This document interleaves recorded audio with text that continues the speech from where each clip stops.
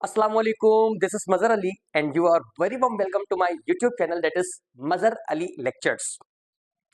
Today onwards, I started a series over the biology lecture in which I try to cover the whole concept of biology related to different classes. Today, I start and take the unit that is development and aging.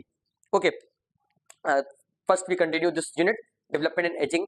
There are so many lectures I will take to complete this unit, and after that we go for other units. Okay, in today's lecture I am telling you about the development, what is development, the importance of development, and growth, what is growth, the types of growth, such as accretion and antisusception. Then we will go to talk about the fertilization. What is fertilization? The mechanism of fertilization. Okay, role of male and female gamete and many more things. Fertilization. Then we will dive into the concept of embryology. In the concept of embryology, we will learn what is mean by cleavage, what does it mean by the morola, the blastola, gastrulation, neurulation. There are different stages, but we have a restriction of time, so that each one step we will not cover in today's lecture. I think in today's lecture we will talk about up to the implantation, and other concept we will discuss in our incoming lecture as well. Okay, so without any kind of late, we will start our lecture. As I told you, जैसे कि मैंने आपको बताया कि unit का नाम है development and ageing. सबसे पहले हम समझते हैं कि डेवलपमेंट का मतलब क्या होता है. ठीक है, डेवलपमेंट को समझने के लिए हम जो वर्ड है डेवलपमेंट, इसको साइड पे रखते हैं और कुछ कॉन्सेप्ट समझाता हूं आपको. आपको मालूम है, आई थिंक आपने सेक्सुअल रिप्रोडक्शन या रिप्रोडक्शन का यूनिट जो है वो पढ़ा होगा. जब रिप्रोडक्शन हम पढ़ते हैं तो हमें पता है दो गैमीट्स होते हैं. Gametes they are the sex cell. In case of male it is sperm, in case of female it is ova. जब ओवा और स्पर्म आपस में मिलते हैं तो इनसे होती है फर्टिलाइजेशन. डिटेल से बताता हूँ फर्टिलाइजेशन. मैं आपको डेवलपमेंट समझाने की कोशिश कर रहा हूँ. अभी मैं फर्टिलाइजेशन डिटेल से समझाऊंगा आपको, लेकिन डेवलपमेंट क्या है उसके लिए आप सिर्फ याद रखो दो सेल होते हैं, गैमीट्स जिन्हें हम कहते हैं. In case of male it is sperm, in case of female it is ova. Both of these combine together, okay, and they form a structure known as zygote, a single cell zygote. ये जो process है हम fertilisation कहते हैं. Zygote बनने के बाद इसमें बहुत सारी चेंजेस आती हैं. कौन सी चेंजेस हैं? बिलीव ऑन मी, डिटेल से बात करने वाले हैं. फिलहाल आपसे डेवलपमेंट को समझने के लिए आप याद रखो कि जाइगोट के अंदर अलग अलग चेंजेस आती हैं. वो चेंजेस जो है जाइगोट को इनटू दी मल्टी सेलुलर मास में कन्वर्ट कर देती हैं. एक सिंगल सेल से जाइगोट जो है multicellular mass of cell में कन्वर्ट हो जाता है. उसके अलावा और भी बहुत सारे स्टेजेस आते हैं.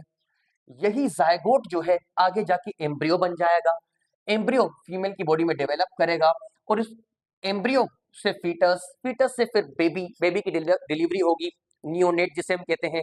और नियोनेट उसके बाद एडल्ट वाला स्टेज आएगा, देन एडल्टहुड, ओल्डर स्टेज.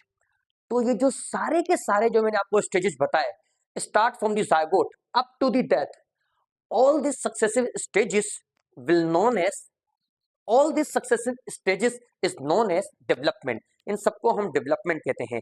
यानी जाइगोट की फॉर्मेशन से लेकर के जो जो चेंजेस से कोई भी ऑर्गेनिज्म, चाहे वो ह्यूमन हो, चाहे वो एनिमल हो या कोई दूसरा ऑर्गेनिज्म हो, इन स्टेजेस से जब गुजर रहा होता है तो इस प्रोसेस को हम डेवलपमेंट कहते हैं. डेवलपमेंट के दौरान ऑर्गेनिज्म का फिनोटाइप चेंज होता रहता है. जीनोटाइप चेंज हो भी सकता है अनटिल एंड अनलेस कोई म्यूटेशन हो, तो जीनोटाइप भी चेंज हो जाएगा.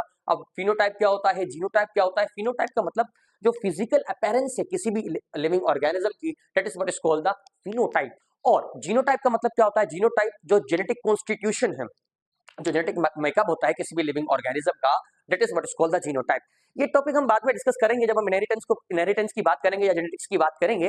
फिलहाल मैं आपको सिर्फ ये समझा रहा था कि डेवलपमेंट के होते हुए आपको भी पता है कि जैसे हम छोटे होते हैं, बड़े होते हैं, तो शेप में चेंज आ रही होती है. तो बेसिकली ये फिनोटाइप में चेंज तो है. Same apply on other animals as well. जैसे जैसे वो उनकी उम्र बढ़ती रहती है, बड़े होते रहते हैं, तो शेप में भी तो चेंजेस आते रहते हैं. तो यही तो है, यही तो होती है अपना फिनोटाइप में चेंज आना. जीनोटाइप चेंज नहीं होता.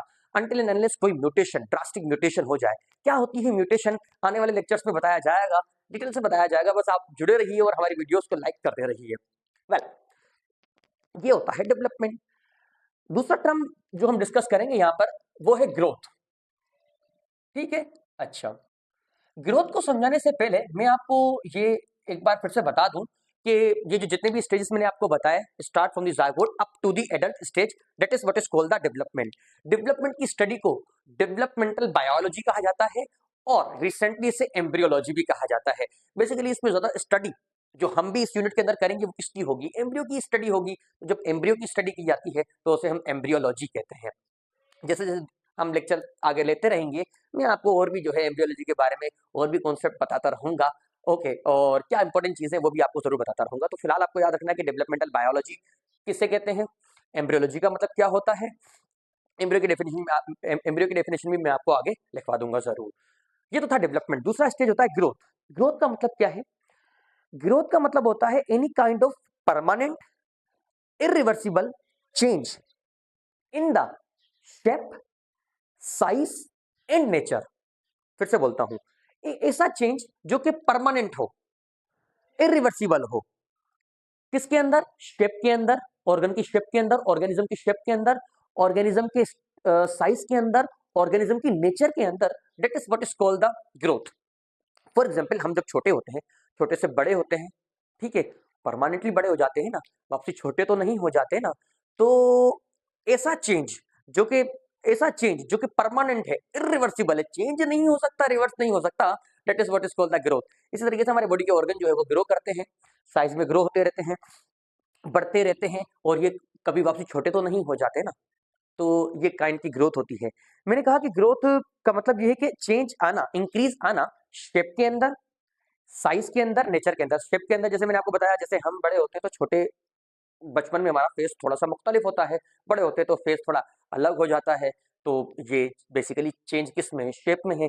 इसी तरीके से साइज में चेंज, हमारे बॉडी के ऑर्गन्स हैं, हमारी हाइट है, बढ़ती उम्र के साथ हाइट भी बढ़ती है, ऑर्गन्स का साइज भी बढ़ता है, मसल वगैरह ग्रो करते हैं। तो ये क्या, ये साइज में इंक्रीज है तो ये भी ग्रोथ है। नेचर में भी चेंज आता है। आपको सुनकर के हैरानी होगी कि हमारी जो नेचर जो बचपन में होती है, वही नेचर जो है वो बढ़ती उम्र के साथ नहीं रहती। बढ़ती उम्र के साथ हमारी बॉडी के अंदर ऐसे ऐसे तब्दीलियां हमारी बॉडी के अंदर प्रोड्यूस होती हैं जो नेचर को भी चेंज करके रख देती हैं। जैसे कि ऐसा क्यों होता है, पहले तो समझते हैं। जैसे जैसे हम बढ़ते रहते हैं तो हमारी बॉडी के अंदर अलग अलग टाइप के ग्लैंड्स मौजूद हैं। ग्लैंड्स प्रोड्यूस करते हैं hormones. Now what are the glands? Glands any kind of cell और tissue which is secreted in nature. कोई भी सेल है या टिश्यू है, सिक्रेटेड इन नेचर है, तो उसे हम ग्लैंड कहते हैं।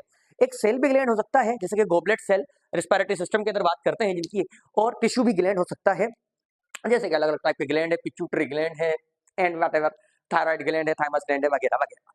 इनकी बात भी की जाएगी जरूर। तो ग्लैंड प्रोड्यूस करते हैं हार्मोन। बढ़ती उम्र के साथ इन हार्मोन की कंसंट्रेशन भी इंक्रीज करती जाती है।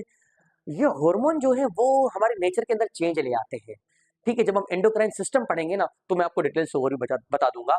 तो शेप के अंदर इंक्रीज आना, साइज के अंदर इंक्रीज आना, नेचर के अंदर इंक्रीज आना, या नेचर के अंदर चेंज आना, I mean to say that is what is called the growth that we have. What is called the growth.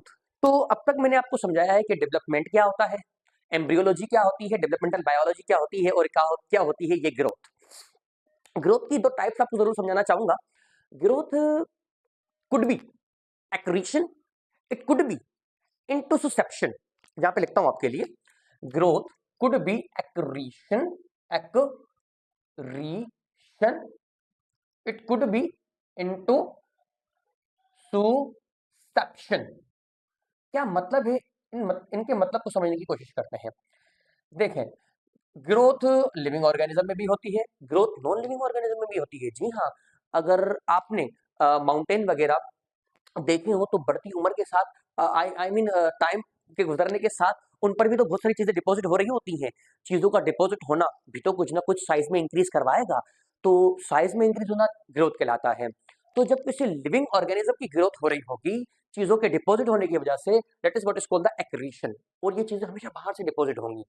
ठीक है, इंटरसेप्शन इसके अपोजिट है। इंटरसेप्शन का मतलब ये होता है कि जब ग्रोथ किसी इंटरनल डिपोजिशन की वजह से हो रही हो, जब कोई मटेरियल इंटरनली डिपॉजिट हो रहा हो, उसकी वजह से ग्रोथ हो रही हो, that is what is called the interception. जैसे कि हम ग्रो करते हैं, मटेरियल जो है हमारे सेल्स से डिपॉजिट, सेल्स जो है वो साइज में ग्रो करता है, सेल हमारी बॉडी के अंदर है, तो ये इंटरसेप्शन है। एक और एग्जांपल भी दी जाती है कि जो एम्ब्रियो एम्ब्रियो की फॉर्मेशन के बाद उसके अंदर जो different different body organs develop करते हैं, nervous system, endocrine system, respiratory system, circulatory system वगैरह वगैरह जो ग्रो करते हैं, that is what is called the interception. ये दो एग्जांपल्स, ये दो टाइप्स थी ये ग्रोथ की, ये आपको याद रखनी है लाजमी। अच्छा, अब हम बात करेंगे फर्टिलाइजेशन की।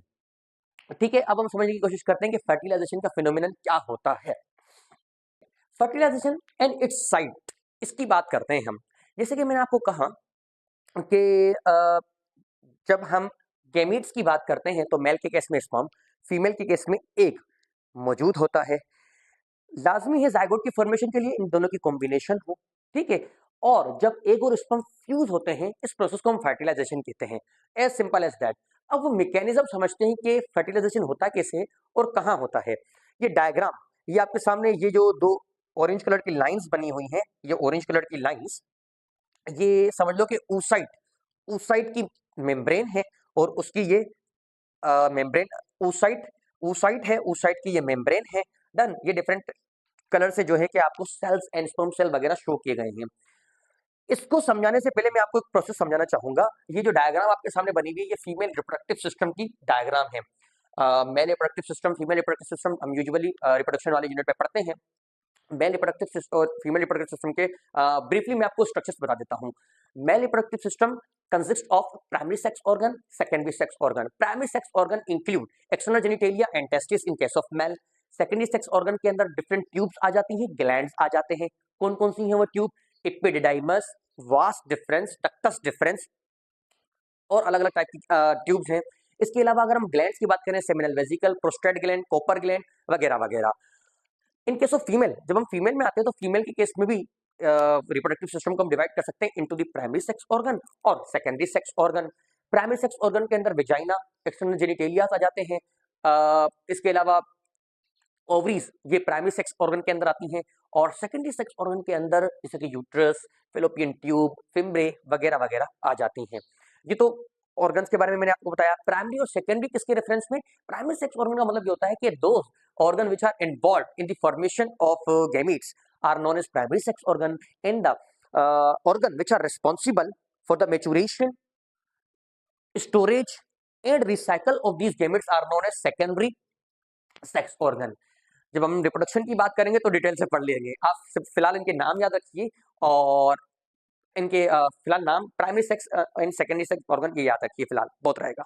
मैं आपको बता रहा था ये जो ट्रैक बनाया है, ये हमने फीमेल रिप्रोडक्टिव सिस्टम का ट्रैक बनाया है। This is what vagina and this is what we have the uterus and these structures are known as oviduct. अलग अलग नाम है इनको, सेल्पिन भी कह देते हैं, ओविडक्ट भी कह देते हैं, ओवरियन ट्यूब भी कह देते हैं, फेलोपियन ट्यूब भी कह देते हैं। देन जब इनके बारे में पढ़ा जाएगा तो इनके स्ट्रक्चर्स और इनकी डिटेल आपको बताई जाएगी। ये जो स्ट्रक्चर है ये ओवरीज है, ये ओवरीज हैं आपके साथ। अच्छा, क्यों ये कहानी क्यों बताई जा रही है? ये कहानी आपको इस वजह से बताई जा रही है कि ये जो oocyte मैंने बनाया है, सेकेंडरी oocyte जो बनाया है फीमेल के केस में, हम ओवा ओवा तो कह देते हैं, एक्चुअली वो ओवा होता नहीं है। मुझ पे बिलीव कीजिए कि वो सेकेंडरी oocyte होता है। ये थोड़ी टेक्निकल चीज है, अब यहाँ से आपको दोनों कान खुले रखने हैं। और ये सेकेंडरी oocyte क्यों कहते हैं, इसे ओवा क्यों नहीं कह सकते, और ये बात हम बाद में करेंगे। फिलहाल आप याद रखिए कि इसे सेकेंडरी oocyte कहा जाता है। क्यों कहा जाता है? क्योंकि इसकी मियोसिस अरेस्ट हुई हुई है। कौन से स्टेज पर? मेटाफेज 2 स्टेज पर अरेस्ट हुई है। इतना आप याद रखिए कि इसकी मियोसिस मेटाफेज 2 स्टेज पर अरेस्ट हुई हुई है, कंप्लीट नहीं हुई। दैट इज व्हाई हम इसे सेकेंडरी oocyte कहते हैं। लैंग्वेज की कन्वीनियंस के लिए हम कह देते हैं कि ये ओवा है, एक्चुअली ओवा होता नहीं है ये। अच्छा, तो ये oocyte कहाँ से आया, ये स्पर्म कैसे आया यहाँ पर, उनको समझाने के लिए थोड़ा सा प्रोसेस आपको मैं जरूर समझाना चाहूंगा। देखिए ओवरीज है ना, मैंने कहा ये प्राइमरी सेक्स ऑर्गन है। प्राइमरी सेक्स ऑर्गन है तो उनका काम होगा कि ये ओवा की प्रोडक्शन करें। ये जो स्ट्रक्चर आपको दिख रहा है ये वाला, ठीक है, इन्हें हम कहते हैं follicle. Now what is follicle? Follicle they are the group of cell which enclose a central cavity. फिर से बोलता हूं, group of cell enclose a central cavity is known as follicle. ठीक है, सबसे पहले जो फॉलिकल मौजूद होता है इसे हम कहते हैं प्राइमोर्डियल फॉलिकल। दोनों कानों से बातें सुननी है, थोड़ी टेक्निकल चीजें हैं। उसके बाद दूसरा फॉलिकल ग्रो करता है। जब ये साइज में ग्रो करेगा, सेल्स का नंबर बढ़ेगा, तो इस ही फॉलिकल को हम प्राइमरी फॉलिकल कह रहे होते हैं। Primary follicle, done. इतनी बातें तो समझ में आ गई। अच्छा, प्राइमरी फॉलिकल्स के सेल और भी प्रोलिफरेट करते हैं, डिवाइड करते हैं, नंबर में इंक्रीज करते हैं, तो इसी ही प्राइमरी फॉलिकल को हम फिर सेकेंडरी फॉलिकल कह रहे होते हैं, सेकेंडरी फॉलिकल कह रहे होते हैं। ठीक है, सेकेंडरी फॉलिकल से फिर बनता है टर्शरी फॉलिकल। जब इसके सेल और भी ज्यादा इंक्लार्ज कर जाएंगे, साइज में भी इंक्रीज कर जाएगा, तो इसे हम टर्शरी फॉलिकल कहते हैं। ये जो फॉलिकल्स होते हैं, जैसे मैंने आपको बताया, ग्रुप ऑफ सेल, इनके अंदर एक केविटी मौजूद होती है, इन्हें हम फॉलिकल कहते हैं। ये ओवरीज के अंदर मौजूद है। टर्शियरी फॉलिकल जो है, टर्शियरी फॉलिकल, अब इस पर बाहर से प्रेशर कुछ इतना पड़ता है कि इसके ये वाले जो सेल हैं, ये सेल कर जाते हैं डैमेज, और इसके अंदर ये वाला जो स्ट्रक्चर है, जिसे हम oocyte, सेकेंडरी oocyte कहते हैं, वो रिलीज हो जाता है। ठीक है, ये सेकेंडरी oocyte जैसे रिलीज हुआ, देखिए मैंने आपको कहा ना, ये वाली जो ट्यूब है, ये वाली, इसे हम ओविडक्ट कहते हैं। मैं लिखता हूं यहाँ पर, ओविडक्ट कह देते हैं इसे हम। ओविडक्ट के अलग अलग पार्ट हैं। ओविडक्ट ये फीमेल रिप्रोडक्टिव सिस्टम का एक स्ट्रक्चर है। इसका ये वाला पार्ट स्थैमस कहलाता है, और ये लॉन्ग सा पार्ट जो है, ये वाला लॉन्ग, इसे एम्पुला कह देते हैं, एम्पुला। ठीक है, और ये वाले फिंगर लाइक प्रोजेक्शन जो है, इन्हें फिम्ब्रे कहा जाता है। और ये फूला हुआ स्ट्रक्चर इनफंडिब्यूलम। एक बार फिर से, स्थैमस, एम्पुला, इनफंडिब्यूलम, फिम्ब्रे। स्थैमस, एम्पुला, इनफंडिब्यूलम और फिम्ब्रे। एक बार फिर से बताता हूं। This is what the stemmus, this is what the ampulla that we have, and this soilin structure is what is called the infundibulum, और ये फिंगर लाइक प्रोजेक्शन होते हैं फिम्ब्रे, ओविडक्ट के पार्ट हैं। जैसे ये oocyte रिलीज होता है, तो ये फिम्ब्रे इसको कैप्चर कर लेते हैं। कैप्चर करने के बाद इसको अंदर ले आते हैं। जहां तक आप बात याद रखें, मैंने आपको क्या समझाया, मैंने कहा कि सबसे पहले होते हैं follicle. Now what is the follicle? Group of cell which includes a cavity, what known as follicle. Follicle grow करेगा प्राइमरी फॉलिकल, प्राइमरी फॉलिकल से सेकेंडरी फॉलिकल, सेकेंडरी फॉलिकल से टर्शियरी फॉलिकल। टर्शियरी फॉलिकल बनने पर pressure इतना बढ़ जाता है कि इसके सेल जो है वो रप्चर कर जाते हैं। जब सेल रप्चर करेंगे तो ये पोर बन जाएगा, और पोर से ये सेकेंडरी oocyte रिलीज हो जाएगा। सेकेंडरी oocyte को ये फिम्ब्रे पकड़ लेंगे। क्या इतनी बात आपको समझ में आ गई? जी, इतनी बात आपको समझ में आ गई। अच्छा, अब बात करते हैं कि अब क्या होगा। ओविडक्ट के अंदर ये सेकेंडरी oocyte तो आ गया, ठीक है, और अगर ये एडल्ट फीमेल है और सेक्सुअल इंटरकोर्स हुआ है, तो जाहिर सी बात है सीमेन डिपॉजिट हुआ होगा। Usually semen deposit in the vagina of the young females. Done, this semen contain what? The sperm, the happy man sperm. Sperm के पास ये एक स्ट्रक्चर होता है जिसे हम फ्लैजिला कहते हैं। डन, स्पर्म का स्ट्रक्चर भी हम डिटेल से बात करने वाले हैं। Sperm, it is the only cell in a human body which has flagella. Now, sperm बनने के बाद, स्पर्म डिपॉजिट होने के बाद, अब स्पर्म को इस oocyte के पास पहुंचना है। अगर इसको फर्टिलाइज करना है, फर्टिलाइजेशन करवानी है, स्पर्म किस तरीके से पहुंचता है यहां पर, वो भी हम देखते हैं। स्पर्म डिपोजिशन होने के बाद पहला काम तो ये होगा कि वेजाइना जो है, वेजाइना की पीएच एसिडिक होती है। जहां पर एक बैक्टीरिया मौजूद होता है, लैक्टोबैसिलस एसिडोफिलस। एक बार फिर से बोलता हूं, लैक्टोबैसिलस एसिडोफिलस। लैक्टोबैसिलस एसिडोफिलस क्या करता है, जो वेजाइना है ना, वेजाइना की जो सेल शेड होकर टूट रहे होते हैं, ये लैक्टोबैसिलस, शॉर्ट में लिख देते हैं आपके लिए, एसिडोफिलस। ये क्या करता है कि जो वेजाइना के सेल्स हैं, उनके अंदर मौजूद होता है ग्लाइकोजन। उन ग्लाइकोजन को उठा उठाकर ये कन्वर्ट कर रहा होता है इनटू कीटोन बॉडीज। ठीक है, कीटोन बॉडीज ये कौन कर रहा होता है? लैक्टोबैसिलस एसिडोफिलस, जिसकी वजह से वेजाइना की जो पीएच है वो एसिडिक हो जाती है। पीएच जो है एसिडिक हो जाती है। एसिडिक पीएच की वजह से बहुत सारे स्पर्म के साथ जुल्म ये होता है कि स्पर्म खत्म हो जाते हैं, डिस्ट्रॉय होते हैं डिपोजिशन होने के साथ, ऑन द स्पॉट। बहुत सारे स्पर्म डिस्ट्रॉय होने के बाद कुछ ऐसे स्पर्म होते हैं जो with the help of flagella को मूव करवाकर ऊपर मूव करने की कोशिश करते हैं। जैसे सीमेन डिपॉजिट होता है, सीमेन के अंदर एक और कंपोनेंट होता है जिसे हम कहते हैं prostaglandin. Prostaglandin, now what are the prostaglandin? Prostaglandin, they are the derivative of essential unsaturated fatty acid. एक बार फिर से बोलता हूं, सीमेन जो यहाँ पे डिपॉजिट हुआ है from the male external genital, from the male copulatory organ, उस सीमेल के अंदर मौजूद होता है प्रोस्टाग्लैंडियन। प्रोस्टाग्लैंडियन ये डेरिवेटिव्स होते हैं किसके? इससे अनएसेंशियल सैचुरेटेड। फिर से बोलता हूं, प्रोस्टाग्लैंडिन क्या होते हैं? प्रोस्टाग्लैंडिन ये डेरिवेटिव होते हैं एसेंशियल अनसेचुरेटेड फैटी एसिड के। ये प्रोस्टाग्लैंडिन क्या करते हैं, डिपोजिशन होने के बाद पूरे वेजाइना के अंदर एक माइल्ड कॉन्ट्रैक्शन को इनिशिएट करते हैं। उन माइल्ड कॉन्ट्रैक्शन की वजह से स्पर्म जो है वो सकअप हो जाते हैं। स्पर्म की फ्लैजिला ने हेल्प की उसकी मूवमेंट करने में, और एक ये जो माइल्ड कॉन्ट्रैक्शन है वो भी स्पर्म को मूव करने में हेल्प करेगी। उसके बाद फीमेल रिप्रोडक्टिव ट्रैक्ट के अंदर जो एंडोमेट्रियम है, यूट्रस के अंदर भी एंडोमेट्रियम मौजूद है, इन ओविडक्ट के अंदर भी एंडोमेट्रियम मौजूद है। इनके ऊपर मौजूद होते हैं सीलिया। वो सीलिया भी जो है स्पर्म की मूवमेंट में हेल्प करते हैं और स्पर्म को पहुंचा देते हैं सेकेंडरी oocyte के बाद पास। सेकेंडरी oocyte तक पहुंचने के बाद कहानी क्या होती है वो अब हम यहाँ पे देखते हैं। ये जो स्पर्म थे ना वो मैंने ग्रीन कलर से बना दिए आपके लिए, और ये oocyte जो इतना सा आपको दिख रहा था, इतना सा, उसको इनलार्ज करके यहाँ पे जूम आउट करके यहाँ पे दिखाया गया है। इसकी सिर्फ एक मेम्ब्रेन का टुकड़ा लिया है, ठीक है, वो आपको यहाँ पे डबल मेम्ब्रेन दिखाई गई है। और ये वाला जो है ये प्रो न्यूक्लिया है, oocyte का प्रो न्यूक्लिया है, just a minute, pronuclei है। डन। अब जो स्पर्म के डिपॉजिट होने, स्पर्म के यहाँ पहुंचने के बाद जो भी इवेंट्स होते उनको मैं यहाँ पे दिखाने की कोशिश कर रहा हूँ। फिर से बताता हूँ, स्पर्म यहाँ पहुंचने के बाद जो चेंजिंग होंगी, जो भी इवेंट आएंगे उनको हम यहाँ पे समझने की कोशिश करते हैं। होगा ये कि जैसे ही स्पर्म यहाँ पर पहुंचे, मैं आपको फर्टिलाइजेशन समझाने की कोशिश कर रहा हूँ, मैं आपको मेल और फीमेल गेमेट के रोल भी बताता हूँ। देखो ये जो मेल गेमेट स्पर्म है ना, इसका रोल सिर्फ ये है कि एक तो ये पैटर्नल क्रोमोसोम कंट्रीब्यूट करेगा जायगोट के अंदर। जाहिर सी बात है जो फादर से क्रोमोसोम आएंगे वो इसी के अंदर मौजूद होंगे, ठीक। नंबर 2 ये सेंट्रियोल प्रोवाइड करेगा। स्पर्म का और कोई भी स्ट्रक्चर नहीं जाएगा, ठीक है। स्पर्म जो है इसके उसके सिर्फ हेड के उसके उसकी जो है कि सिर्फ न्यूक्लियस के अंदर जो क्रोमोसोम्स हैं वो क्रोमोसोम और सेंट्रियोल ये फ्यूज होंगे जो कि इस हेड रीजन में लोकेटेड है, और बकाया कोई भी स्ट्रक्चर स्पर्म का फ्यूज नहीं होगा उस साइड के न्यूक्लियाई के साथ, ठीक है। इसका रोल सिर्फ ये है। अगर हम फीमेल गेमिट के रोल की बात करें तो फीमेल गेमिट का रोल ये होगा कि वो मैटरनल क्रोमोसोम प्रोवाइड करेगा, ठीक है, सेकेंडरी oocyte।